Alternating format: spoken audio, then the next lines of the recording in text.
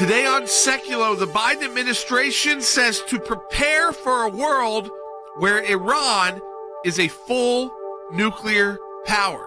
That would include a full array of nuclear weapons.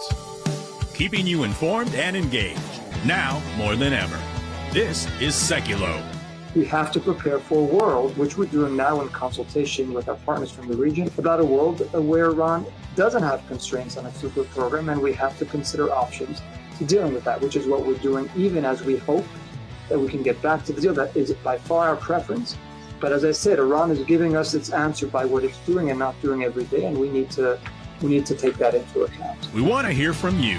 Share and post your comments or call 1-800-684-3110. I think that was an inconsistent message from Rob Malley. It contradicted what Secretary Blinken is saying. Blinken is trying to say, listen, all options are on the table. I think that's hollow, by the way. I don't think people believe President Biden will take military action, but he's trying to put it on the table to get Iran to come back to negotiations.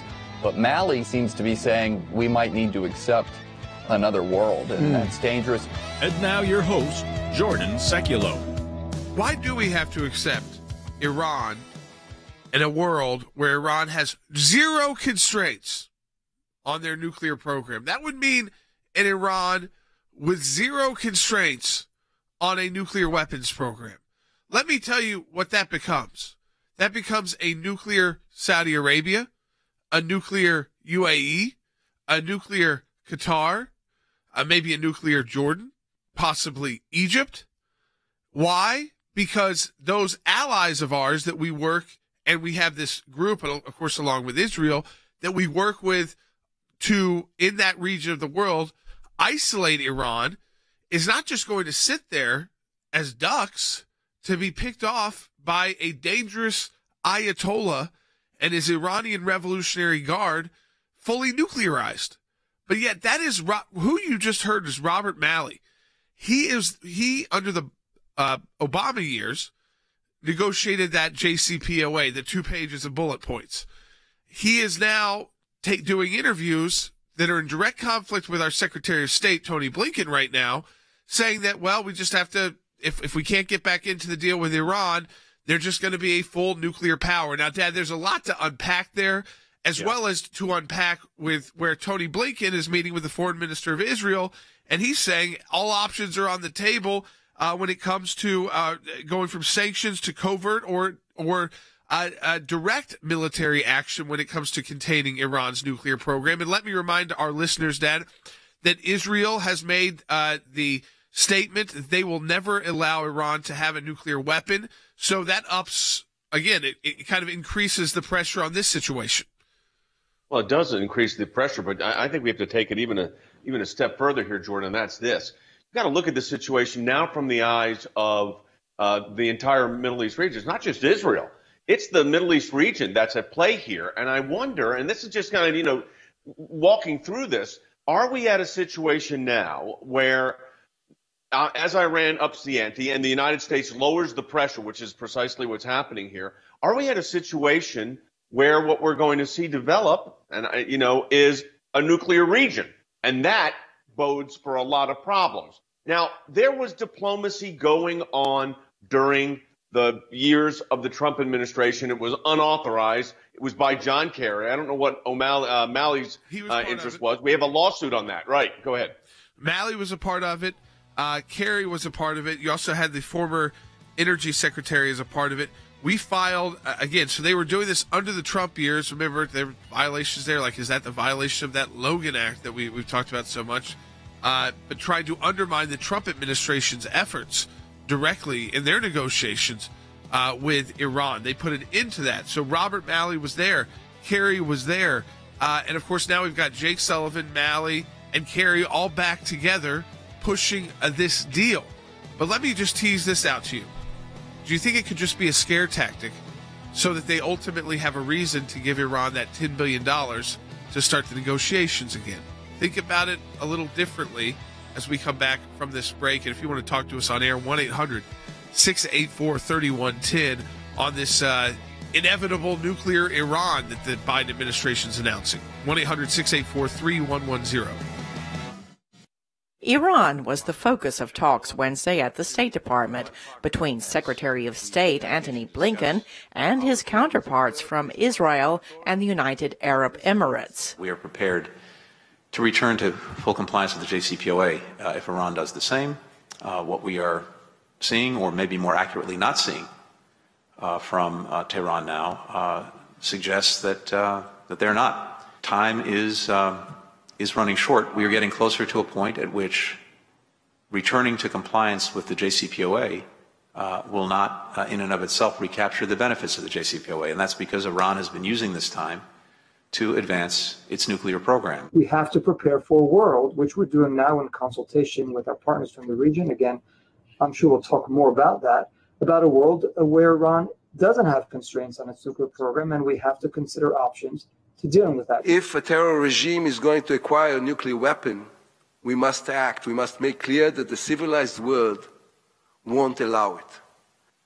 Israel reserves the right to act at any given moment in any way. That is not only our right, it is also our responsibility. Ebrahim Raisi says Iran's nuclear program is peaceful, and he has slammed U.S. sanctions on Tehran as a new way of waging war. In terms of the Biden administration establishing its bona fides vis-a-vis Iran, that was the most important step that the administration could have taken. So, as I said, people could say, why didn't you take a confidence-building measure earlier on? The fact is, the major confidence-building measure was to tell the Iranians, we are prepared to remove all of the sanctions that were imposed by the Trump administration that were inconsistent with the deal, and therefore we could get back to the business that we should have been on. And that's where we are today, and I think that's the choice that Iran faces.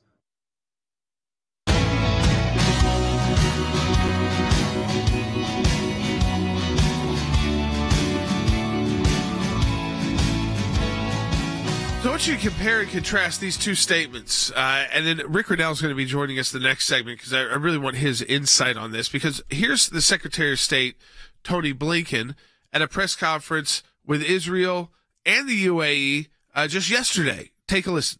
We will look at every option to deal with the challenge posed by Iran. We continue to believe that diplomacy is the most effective way to do that, but it takes two to engage in diplomacy, and we have not seen from Iran a willingness to do that.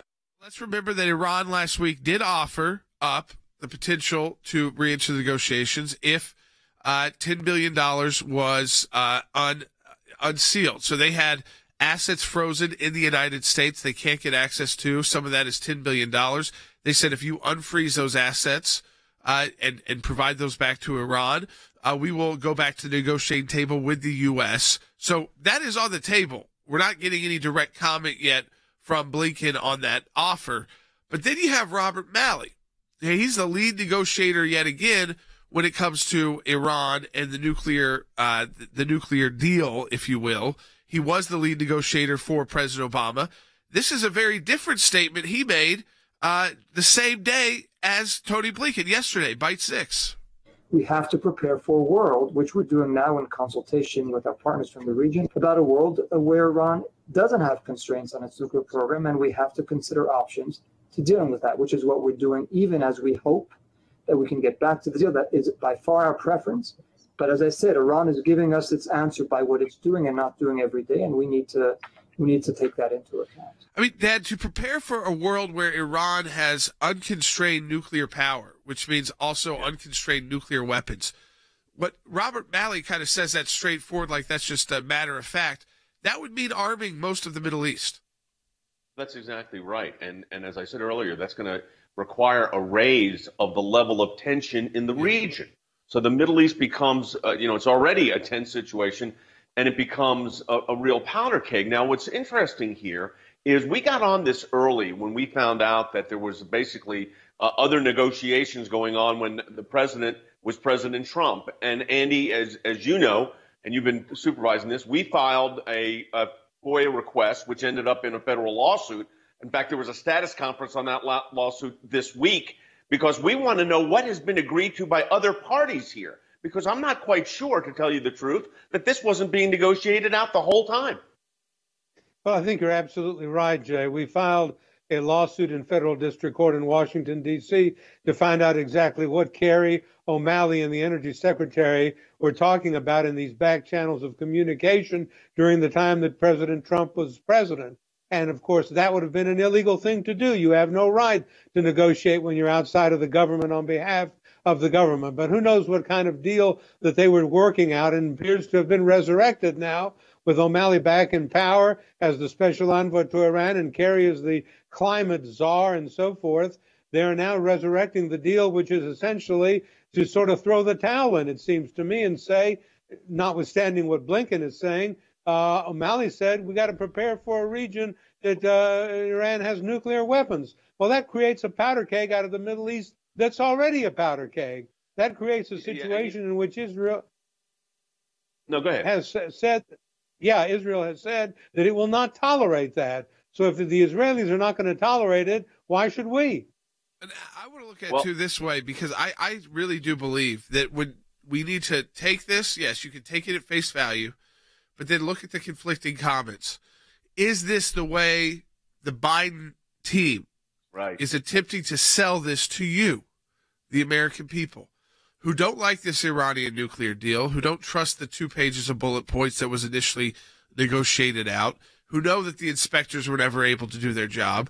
How do you sell to the American people that it'd be worth, unfreezing $10 billion in assets to go to the Ayatollah and the Islamic Republic of Iran?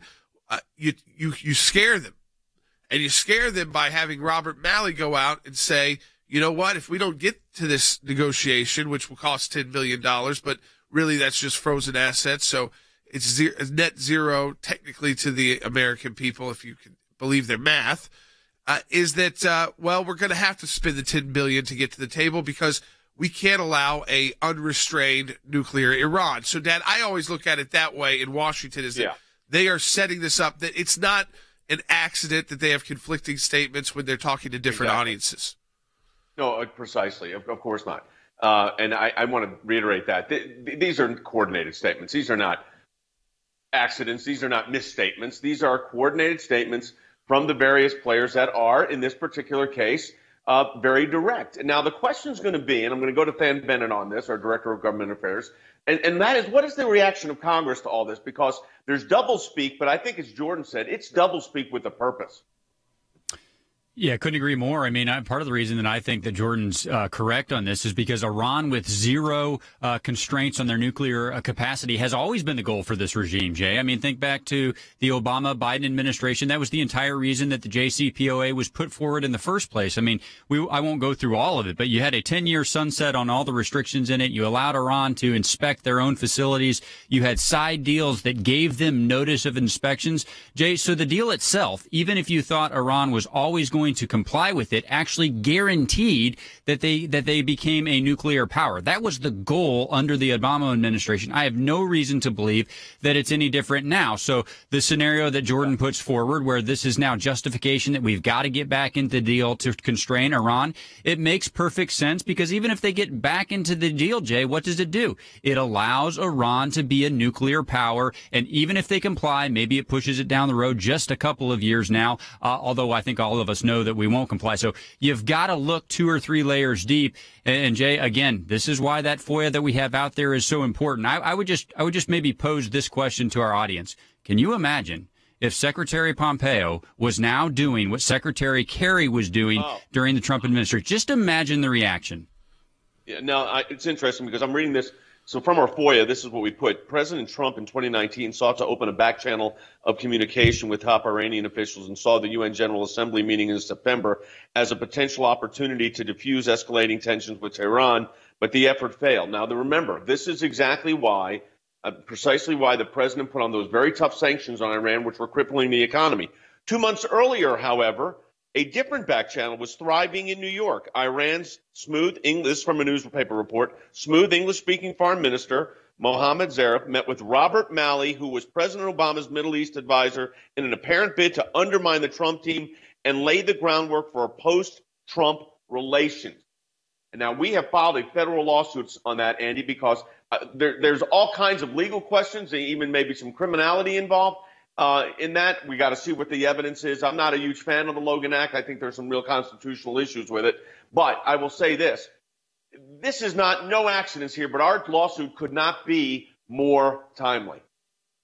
Oh, that's absolutely correct, Jay. This is a timely lawsuit because it is a lawsuit coming at a time where there's crucial negotiations that are going on that we don't know about, and that is President Trump. We do know that President Trump tried to open a back channel of communication, but that he was being undermined, basically, by Kerry and Malley at a time when they had no authority and no right. They were not in the government. They were not part of the government. And we want to find out just exactly what they were doing, who they were talking to, who they were discussing with, what proposals they were putting out, what feelers they were saying that were going to be put out there that would be amenable to a post-Trump era because they thought they were going to win. They ultimately did. And now we want to find out exactly what they were talking about. And that is why this lawsuit that we have brought in federal district court is so critical, because we hope through that lawsuit to ferret out exactly what these back channel communications with Malley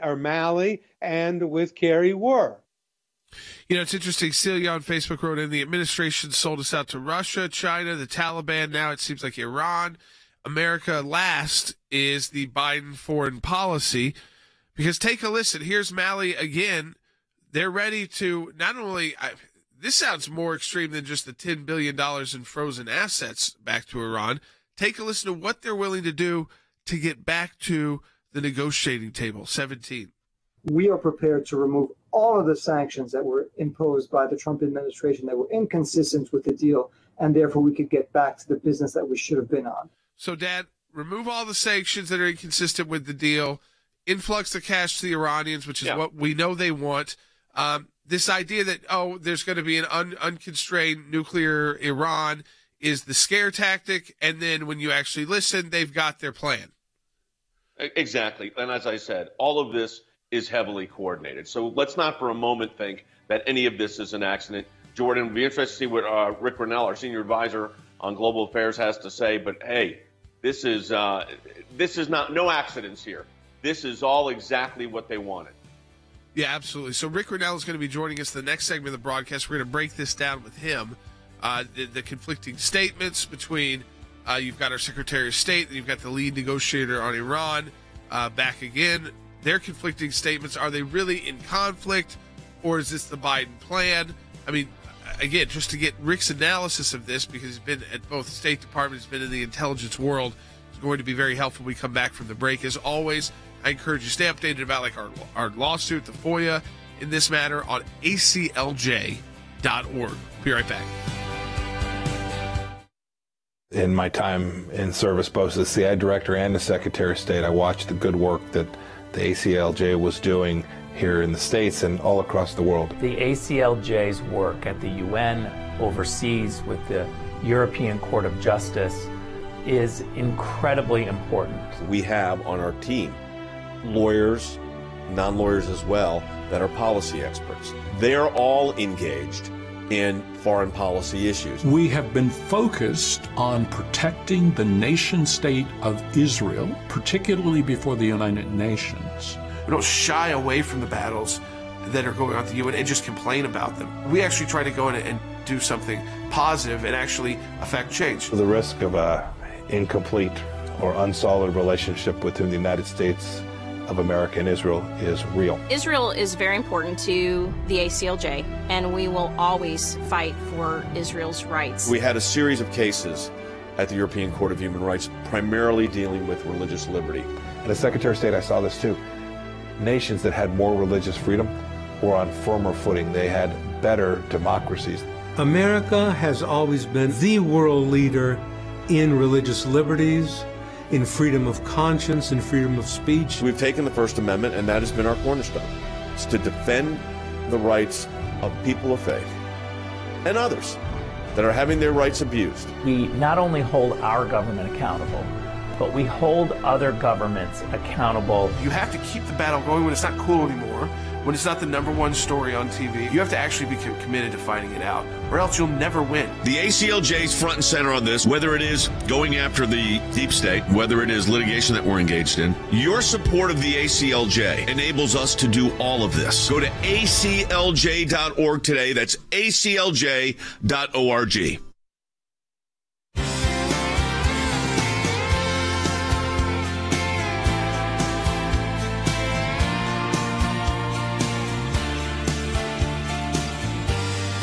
All right, welcome back to Sekulow. We're waiting to be joined by Rick Grenell in just a minute. I just want you to understand here that we have an administration on the Iran situation that is putting two different messages out. We know last week Iran made their first public offer to the Biden administration about what it would take to get them to the negotiating table. That was the $10 billion of unfrozen assets. And then we have our Secretary of State saying that all options are on the table in containing Iran.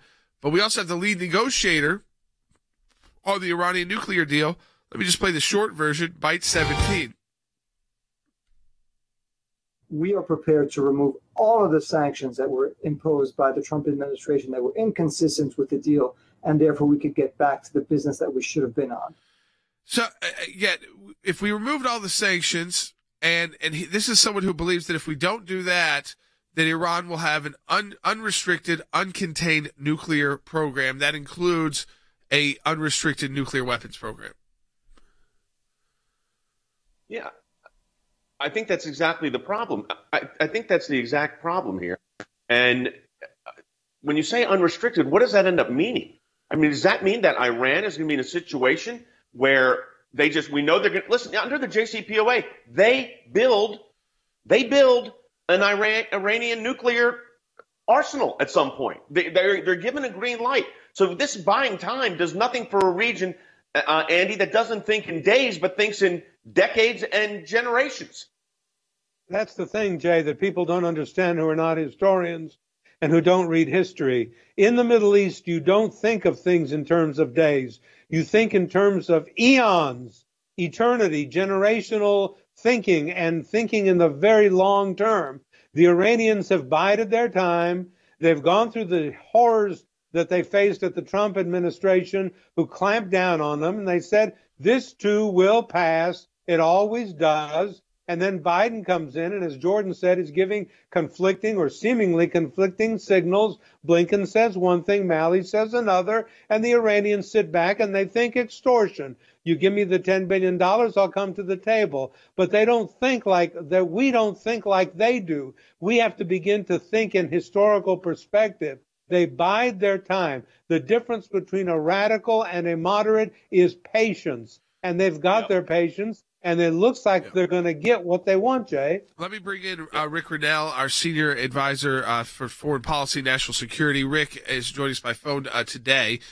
Rick, just your assessment. We've got, on the one hand, Robert Malley saying that we're going towards a path of an unconstrained nuclear Iran. Unconstrained. No, full-on nuclear arsenal and everything else that comes with it. On the other hand, we have Secretary Blinken meeting with his counterpart from Israel, the foreign minister, and he's saying, well, all options are on the table. That would even include military options, but covert options and other sanctions are on the table.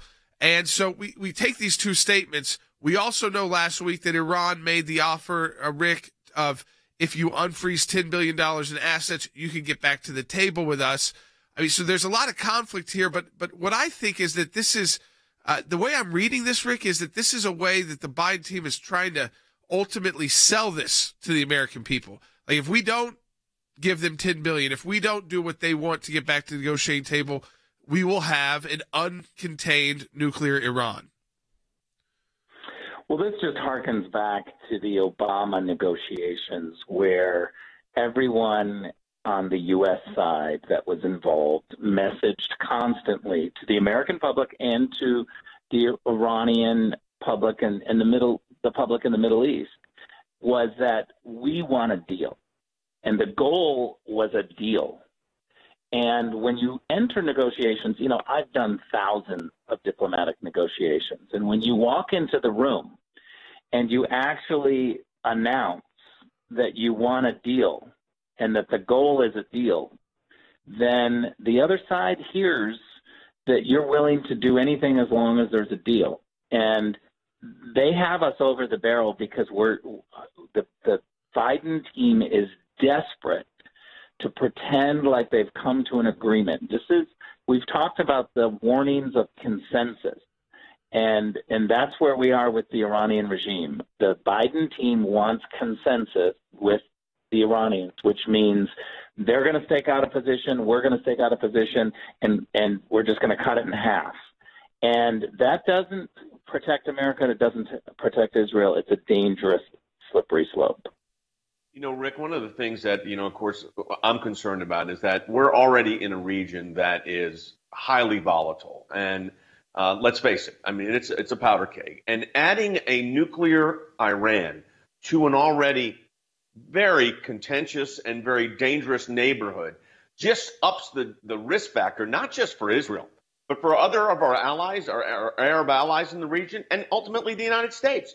So couple that with the fact that we know through the lawsuit we filed in federal court that John Kerry and Malley were both negotiating with Zarif while you all were in office, I think just shows you how this was a pre-planned move.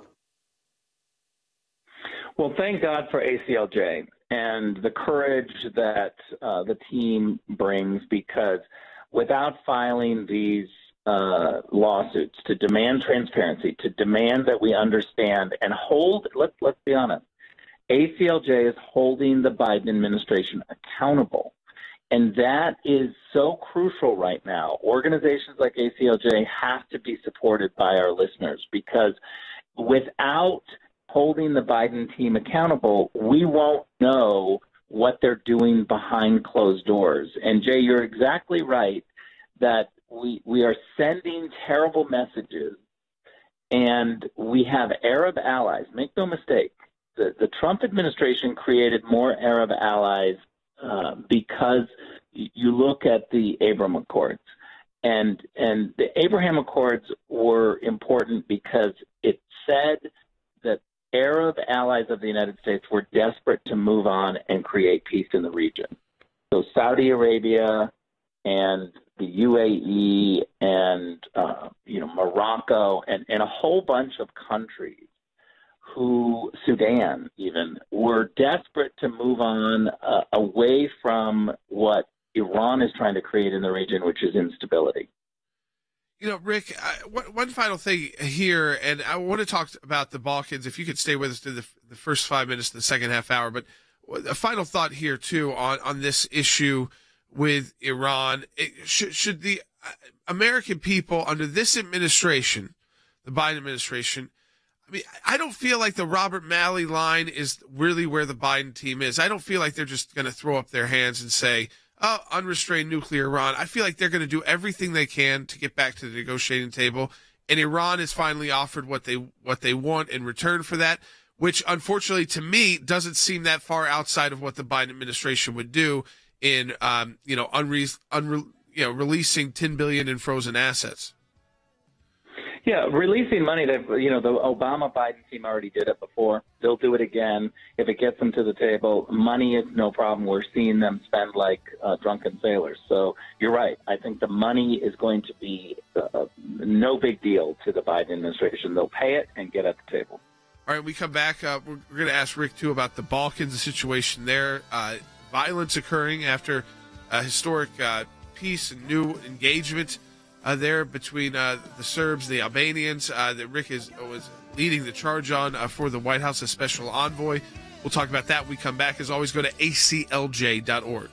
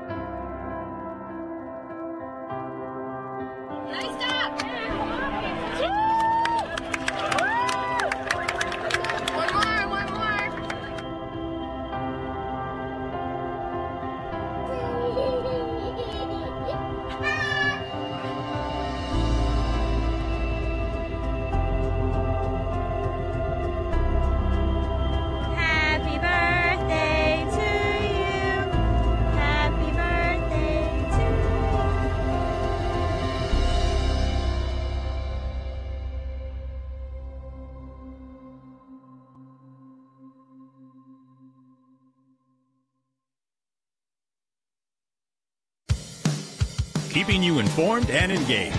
Now more than ever. This is Sekulow. And now your host, Jordan Sekulow. Let me just say, we are going to stay on top of this Iran story as it unfolds, and you know we do that at the ACLJ. And one of the ways we're doing that, of course, is through our, here's the initial FOIA I'm holding that was filed. This was this was back in February, about the shadow diplomacy by these guys like Robert Malley, Jake Sullivan, the former energy secretary under Obama, former Secretary of State under Obama, who's now back in as well, John Kerry. This is our complaint where we had to file. You're seeing that. We can put that up on the screen. The complaint that was filed when they didn't respond. And we are on on Monday filed a joint status report there. So this should start picking up speed now that this is in court. But I want to return back to Rick Grenell for a minute. We're going to get into, folks, some of this border issues now that it's been uncovered that the Biden team has let in about 160,000 people in 7 months, 7 months.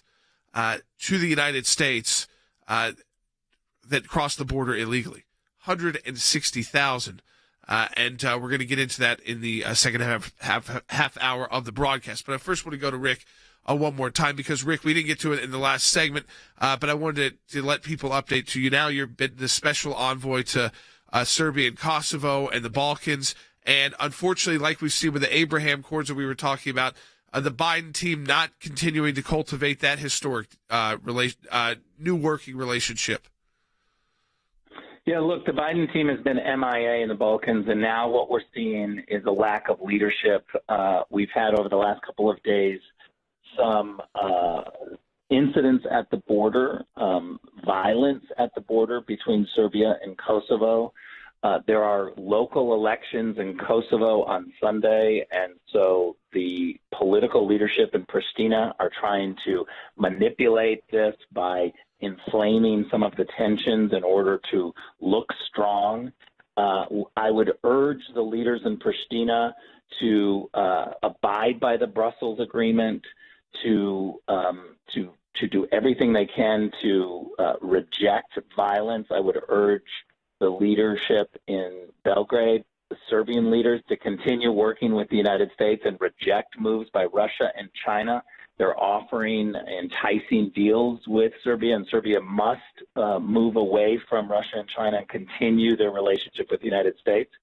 And lastly, I would just say the Biden team needs to stop deferring to the EU and to Brussels on everything in the Balkans, because we know that the EU is analysis paralysis. They're not going to move quickly. And just yesterday, we saw the Biden administration move to say we're working with the EU on the increased attacks between Serbia and Kosovo at the border. This is not leadership.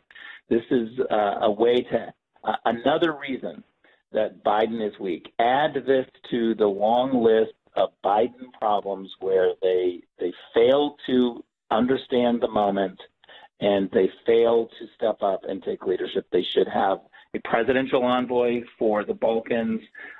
We don't have an ambassador right now in Pristina, Kosovo. The Senate should move quickly to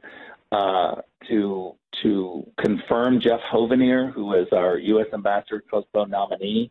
Jeff is a career Foreign Service officer, would do a great job. And I think this is a crucial moment. And like Syria, like Libya, like Afghanistan, there's a long list of foreign policy problems that the Biden administration has ignored. And I think you can add the Balkans and the problems right now that we're seeing because of lack of Biden leadership. Rick, as always, we appreciate your insight into Iran and, of course, your focus on the Balkans. We want to continue to update our audience on those kind of issues because, like you said, the Trump administration left the Biden administration all of these new deals, whether you call them peace deals, economic deals, working relationships, from the Balkans to the Middle East, and it just feels like they're not being cultivated. Like you said, the people aren't there to cultivate. Now you see violence break out on the border between Serbia and Kosovo, which I remember when you were on early about this, they were celebrating this new economic agreement that they had. We come back. What's happening at our border? What's the Biden administration doing there? Pretty shocking numbers, to say the least. Leaked Border Patrol documents show a mass release of illegal immigrants into the United States. As many as 160,000 released with little to no supervision. There have been nearly 32,000 that were granted parole since August 6th. More than 94,500 have been released since March 20th, with a notice to report more than 39,600 released on their own recognizance since August 6th. To give tens of thousands of paroles, which makes them eligible for work visas when they get here. So not only have they been released in the United States, now they can get a job. Former Border Chief Rodney Scott says, quote, a parole should only be granted on a case-by-case basis and only for significant humanitarian reasons or significant public benefit. Neither of these appear to apply to the current situation.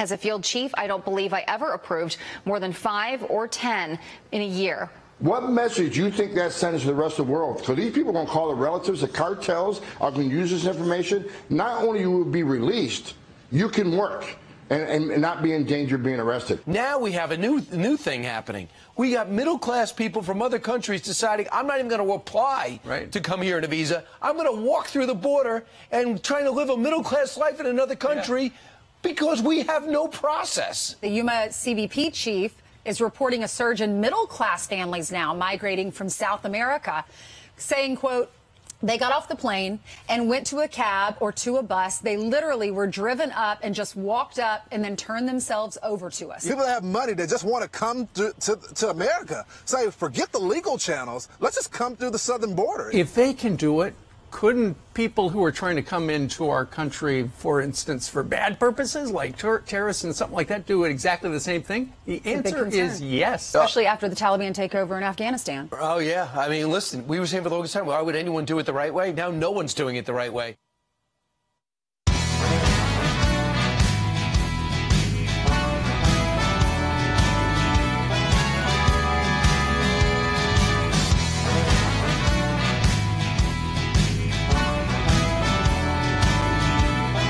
Welcome back to Sekulow. I do want to, before we shift to the border, let me just say that Israel's foreign minister just put out a new statement, I think because of all these conflicting statements from the Biden administration. This is what Foreign Minister Lapid, who, by the way, is also the alternate prime minister in Israel's current power-sharing government, so he's got even a more significant role than a normal foreign minister would have. Quote, the foreign minister shared with the National Security Advisor, Jake Sullivan, Israel's concern about Iran's race towards nuclear capability.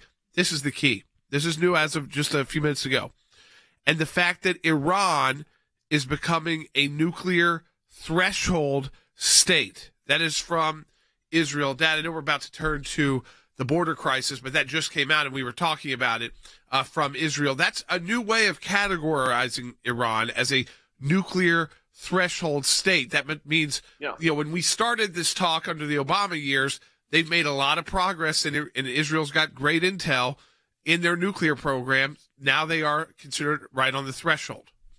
Yeah, but here's the thing that you have to put in mind. The president, when it was President Trump, said, we're done with this deal because this is meaningless, because everybody knew the Iranians were, number one, violating it. Number two, they were on a path to getting nuclear weapons. And number three, Europe was still in the deal when the United States was out. So there was still technically this, the deal was in place. And yet the Iranians were knowingly and willfully violating it. So, Andy, this is politics, but it's a charade. It's a sham. It is a charade and it is a sham. And it is really sickening to see that the United States is taking such a weak position with respect to the rest of the world in the eyes of the rest of the world in the Middle East. I'm going to tell you one thing for absolute sure. The United States may not do anything to prevent Iran from becoming a nuclear power, but I will tell you that Israel will. And that's a sad commentary on where the United States stands in the world. The Israelis know the threat that Iran poses as a threshold nuclear power. They just enunciated it in the statement that was made by the alternate prime minister, and that sends a message to me and should to the whole world. Israel is saying it is not going to happen. I want to shift to the immigration issue because it is a massive problem at our southern border. It's not letting up. But now we know, because of some documents that were leaked, the amount of people that are inside the United States who crossed over illegally, but were granted some kind of status. Sometimes they get a court date. Some, 30,000 of this group, actually got work permits, but 160,000 people in 7 months, basically since the Biden team fully took over the U.S. government and got their policies in place, 160,000 people who came to the border illegally have been resettled somewhere in the United States. Some have court dates that they're supposed to show up to. But, Dad, we talk about this all the time. We've created now another almost 200,000 people, men, women, and children, who will be likely living in the shadows most of their life because they are not on a pathway to any kind of legal status or citizenship. No, so all you're doing is adding more humanity suffering as it goes forward, because these people, as you said, have to live in the shadows. We do not have, and we've been calling for it for decades, comprehensive immigration reform. Instead, what you have is, let's face it, this is catch and release. And I want to go to Than first, and then I've got a question for Andy. And Than, this policy of the Biden administration has been a disaster on the border. They don't want to call it a crisis, but it's way past that. You've got almost 200,000 people in the United States that have been basically put in the stream of the whole country. So not just affecting Texas. It's not just affecting California or Arizona. It's affecting everywhere. And there seems to be no talk of any kind of move in Congress on any of this. Well, Jay, first of all, the administration is treating border enforcement like some sort of superfluous duty. They think that it's optional. They think that it's not a fundamental duty. The reason it's a fundamental duty, Jay, as we've talked about many times on this broadcast, is because of how many other things it impacts. When you don't secure the border, you've got a national security issue. You've got an economic security issue. You've got a crime issue. Jay, you've even got an inability to provide compassionate care to those who are trying to migrate to the United States for a better life. You talk about comprehensive immigration reform. You can't do it unless you secure the border as part of that package. But look, these new numbers that you're talking about, Jordan, the 160,000 that we know about that have been released into the country with either a notice to appear or a notice to report. Jordan, I mean, that's probably the tip of the iceberg. Those are the ones that we know about. That doesn't count the ones that are categorized as gotaways. It doesn't count as those who don't even get categorized as gotaways because we didn't catch them. Remember, one of the things that our FOIA was after is why are we no longer actually trying to catch people and enforce the law? So, Jordan, the 160,000 sounds like an enormous number, but the truth is we don't know just how big it is. There are hundreds of thousands that are now in the interior of the country, some of which we know where they are, others we don't. Let me just explain, too, how this works. So since March 20th, out of that 160,000, so 30,000 have gotten work permits, 94,570 illegal immigrants have been released into the U.S. with notices to report. Now, what is a notice to report? Let's just kind of cut through that. You're only required to check in with an ICE officer when you get to your final destination. That could be anywhere across the country. And when you check in, you're not deported or detained as your proceedings move forward. Now, Dad, what we know is a very small number of that 90,000 will ever contact ICE again. Well, that's exactly right. And it puts the strain on these local communities. And, Andy, it puts the strain on the healthcare system. It puts the strain on the local economies. And it puts additional strain on law enforcement in those areas. But, yeah, of course, most of them aren't going to come back up for a hearing. When catch and release is basically catch and gone. And disappear and vanish. Yes, catch and disappear and vanish is what it is, because they are not going to come back and report. They don't come back and report in the judicial system of the United States where there's bonds, and that is an added incentive to be there or you forfeit your bond. These people are released into the interior, as we said, of the United States. We don't know what their destination is. We don't know how they're going to get there. Cab, bus, train, car, plane, whatever. And you tell them to come back, and you either give them a hearing date or you give them a report date. Let's not be naive about these things, Jay and Jordan. They are not going to reappear, because the apprehension in their mind is that if they do, they're going to be deported back to their country of origin or outside the United States. So they just meld into the crowd. you never hear from them, and you never see from them again. Meanwhile, the local health service, the local police service, the local judiciary, and all that are impacted. We can't keep this up. I never thought I would be quoting with approval Barack Obama, but he said recently, this is a nation state, and having porous borders like this is, to use his term, unsustainable. Joe Biden better listen to that. When you think about the numbers, Stan, I mean, in August, you had 208,000 people that were apprehended and made some kind of contact with our Border Patrol. In July, the number 212,000. I mean, so this 160,000 from the total basically time period they've been in office and getting control of the government, so since March, is still a very small number. I mean, it's what happens to the other 400,000? I mean, it's 200,000 people a month.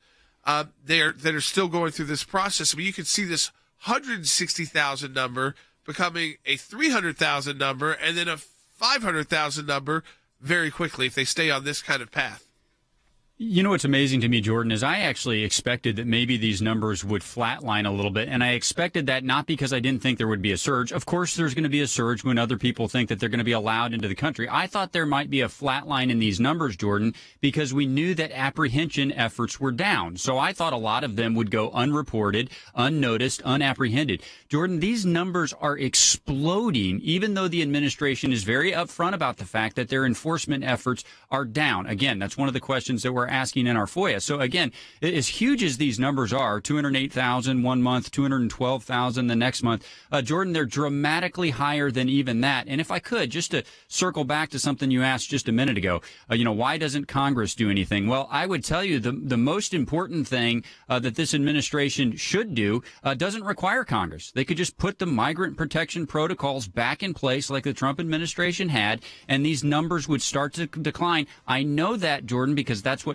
was happening when they were in place. Now, there is a bill from Elise Stefanik in the House and Marsha Blackburn in the Senate that would require the administration to. But, Jordan, that bill doesn't have to pass for President Biden to say, you know what, it was working before, I'll put it back in place. No, instead what we're seeing again is catch and release on a massive scale. Massive scale. Hundreds of thousands of people with catch and release and these phony times to check in with ICE and court dates. Do you think those individuals are going to do that? No, they got here. They got to the promised land, if you will, and they're going to then live in the shadows, use false Social Security numbers. It's unfortunate, but yet they're put in this situation by the U.S. government. When we come back, your thoughts on that, your thoughts on Iran as well, 1-800-684-3110.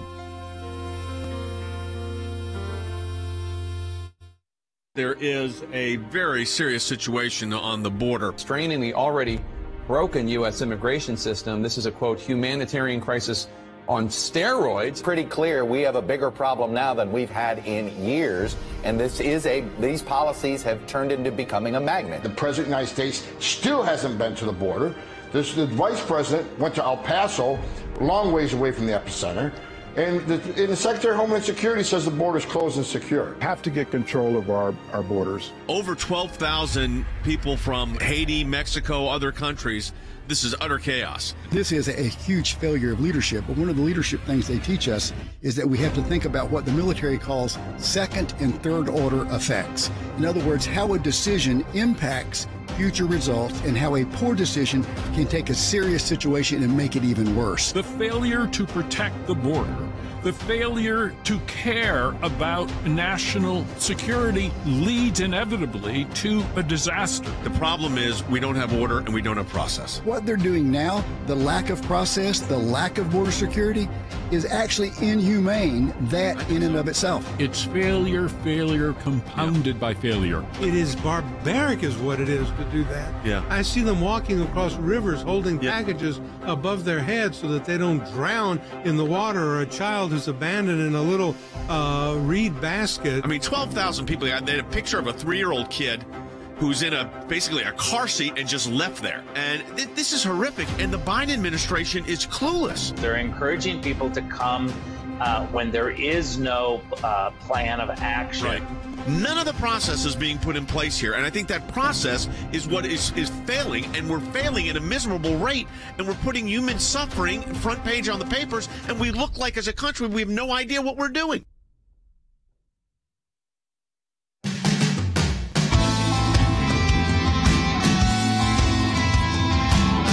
Ready to take your phone calls, 1-800-684-3110, this final segment of today's broadcast. Two topics. One, how much of a threat do you believe Iran would be with an unrestrained nuclear program? I mean, I think it's a serious threat, but I'd love your thoughts on that and how it would change the world. 1-800-684-3110. And the immigration issue. I mean, the fact, Diane wrote it on YouTube, and I'll put this out to our team. How could the courts handle 160,000 additional immigration cases? Dad, I can answer that question right now. They can't. They don't have enough. I mean, they can't handle the cases from 5 years ago right now. They had a pandemic, so they're even more slowed down than ever before. Our immigration courts have for now over 2 decades, I think, been totally overwhelmed. And that's not because the people aren't trying to get cases moving through. It's just because we have too many people coming across illegally that the government lets in, that the people who are waiting in line to come through the normal immigration process are not getting in. So now there's reports that because our court system is so long, our normal legal immigration system is so bad, that middle-class families are beginning to make the trek to say, you know what, we can take our resources and it's better to go just walk through the border than it is to go through the legal process, and we can have our life in America. Of course. And that's exactly and precisely what's happening. And the reality is the system has been broken, by the way. This is not a Joe Biden problem. This goes back many administrations. The failure to get comprehensive immigration reform has, I think, produced a very serious strain on our country. We're losing resources. We're losing tax revenue. I mean, remember, these people aren't paying tax dollars. And if they were in the system paying income tax on the money they earned, that would help the United States and our finances. There is no way you're going to be sending back 20 to 40 million people to their country of origin that have been here for 20 or 30 years. So we've got to come up with comprehensive immigration reform. Now, having said that, and I've been saying that for 20 years, the fact of the matter is, Than, there is zero movement on this, and at least there appears to be.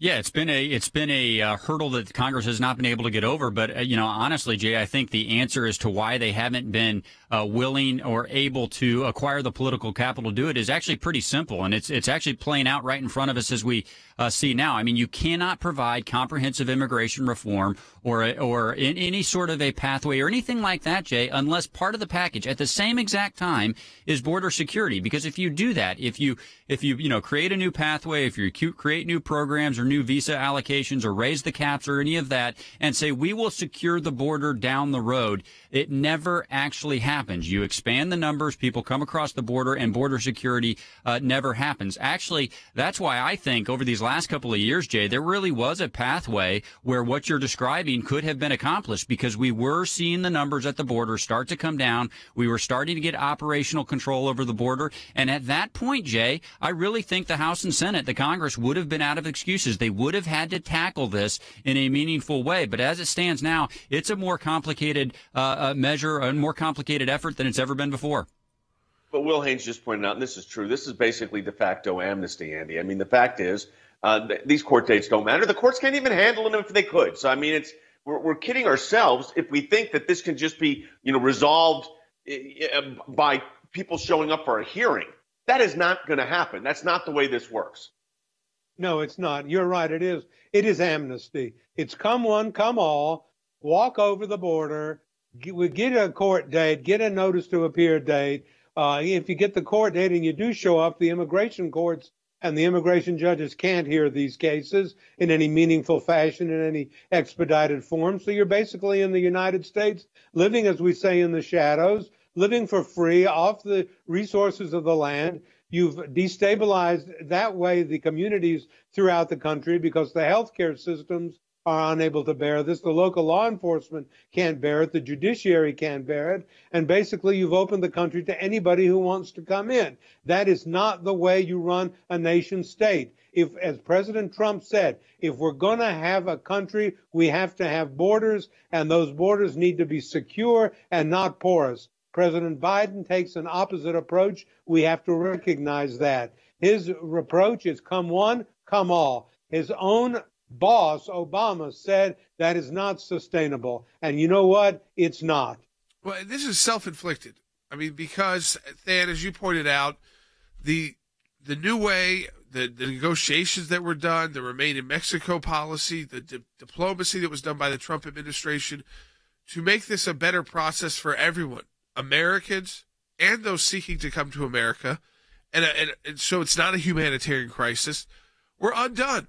And it just seems to me like, Dan, the Biden team, they love these crises because when you get a crisis, then you get to say, well, the solution is we got to have 100,000 more people in the country. And then it's 100,000 more Haitians. And it's this is people come. And now it's middle-class families who are saying, it's better than waiting in the legal immigration line. We got the money to do this. We'll just walk across and set up our life here. I mean, so this is all self-inflicted solely because they could not stand doing anything that the Trump administration, keeping any policies that the Trump administration put in place, even policies that were working, that were bipartisan, that were fair and obvious, and honestly, much more humanitarian.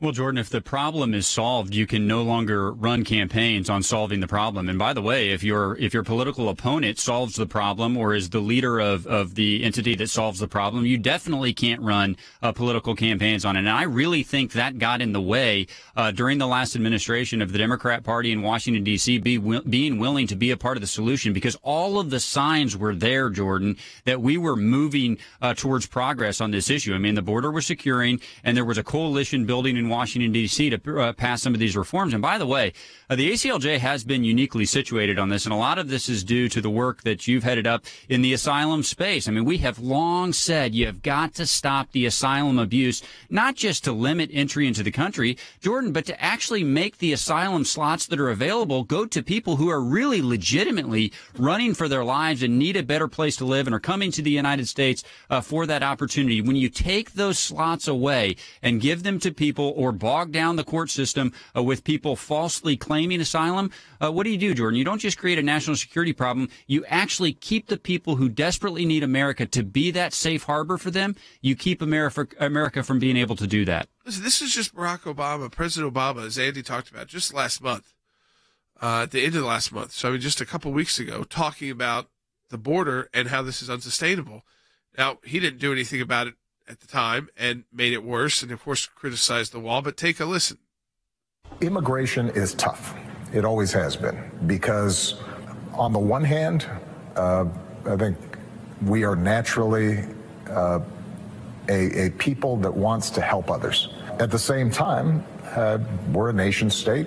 We have borders. The idea that we can just have open borders is something that I think, as a practical matter, is unsustainable. So he knows it's unsustainable. And we were at a point where we were building a wall. We had these new agreements, Dad. We had all these things in place under the Trump administration to start dealing with the crisis. I say start dealing with the crisis to disincentivize a middle-class family, especially, from making that trek. But it's gotten so open at that border that even Barack Obama saying unsustainable. And that's because when you start getting to not just the most desperate people, but just average folks who got the money to do it, who say, yeah, I'll just use this route, then you've entered a whole new phase of the problem at the border. And you've also harmed our natural immigration system that has worked so well for so long. That's right. The people who want to follow the rules are really, really at the back of the line. We will talk to you tomorrow. Go to aclj.org.